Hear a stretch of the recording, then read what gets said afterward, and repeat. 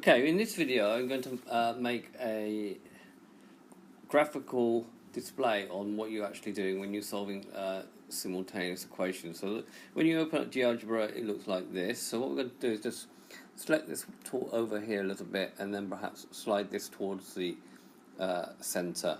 And then what we're going to do is we're going to make the axis okay. So click on the white space.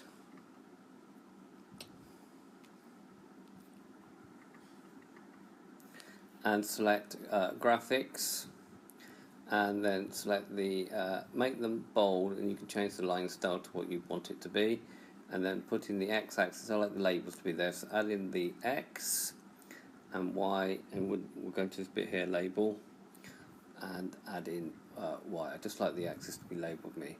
Right, what we're going to do is we're going to create a series of sliders now. So selecting the slider from this menu slider, and we'll put one slider here, we'll call that A, press OK.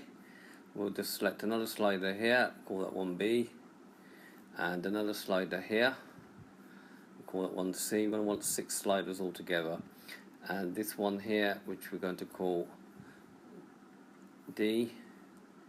Next one it will call, they just get labelled alphabetically, and this one here, if you line them up, then you won't have to line them up later, F. Okay, so now go back to the pointing tool, select a shift, make sure you've got shift and we've got them all, right click, go to the object properties, and we just want the sliders to go from, let's say, -20 to 20.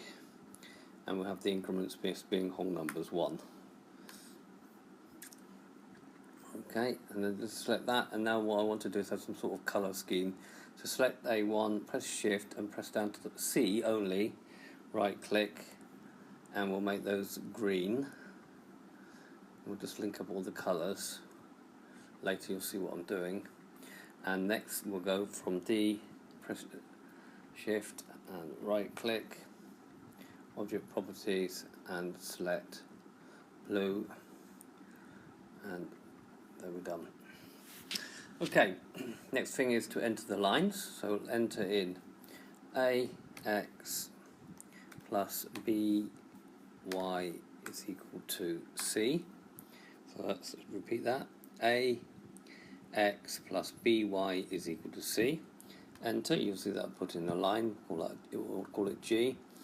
And then we'll do the other line, which is going to be dx plus EY is equal to F. Press enter, and that will bring you in a line. Now you won't actually see the other line unless you move one of these.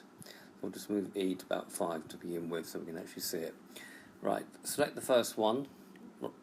Select both of them first. So shift, and we don't want the go to object properties, and we'll go to basic, and what we want is the value only. Okay, so we've got the actual value, and then what I'm going to do is, if we right click on this one, which is the first one, go to the object properties and go to style, make it figure 5, and the color will make the green. Okay, and then select in here H, make the color blue, okay, and the style 5. Okay, now we obviously are interested in the point of intersection, because that's what you do when you're solving simultaneous equations. So type in here intersect, and various menus come out. You just want the one that says object, object. You want this one here, object, object. So the first object is G and the second object is H. You only need to put in the letter. So select that one and put in G for that, and H for that, and press enter, and you can see it's for the point here. The point's that coordinate. So if we right click on that object, and we'll make that a little bit bigger, and we'll change the color to that to be red so it stands out. Okay, so we've got the point, and we'll just right click again and we'll go to object properties, we'll go to basic, and we'll want the name and value this time. Okay, and I'm going to rename that P for point, so let's just rename it. So we can go to rename and change it to a capital P. There we go. Right, now what would be good also is if we could write down what the solution is. Now before we do that, we need to have the x coordinate of P, so x comma P, so you need a capital P, enter, and you can see that there's the x coordinate of P, which is 1, and y comma of P, so in brackets, y comma P, have a look closely what it is, y comma P, x comma P, enter, and you can see that gives C. So if I change any of these, let's just change them, you can see, there you go, we can change them, you can see that those two values change. Right, we'll just put one bit of text in. Okay, so the bit of text in we need to put in is go to a text box. So text, we'll click that down here, we'll put solution x is equal to I, sorry, press escape, press I.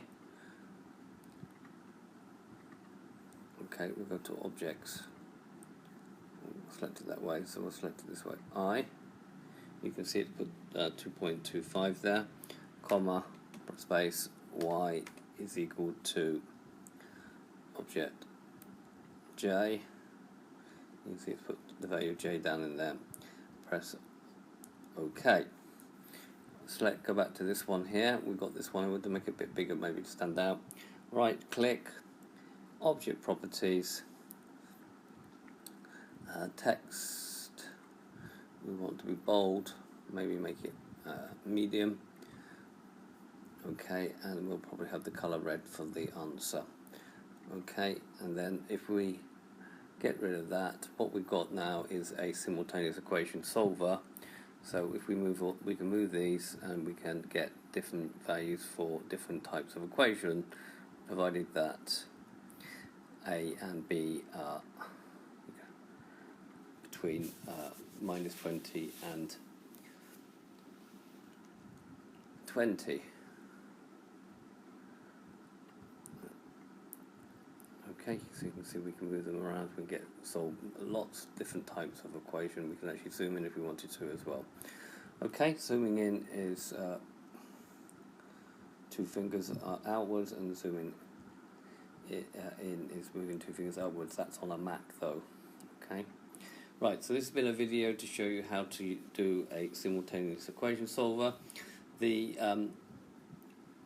I will put this applet, this GeoGebra applet, onto GeoGebra Tube, and the link I will put in the notes of the video.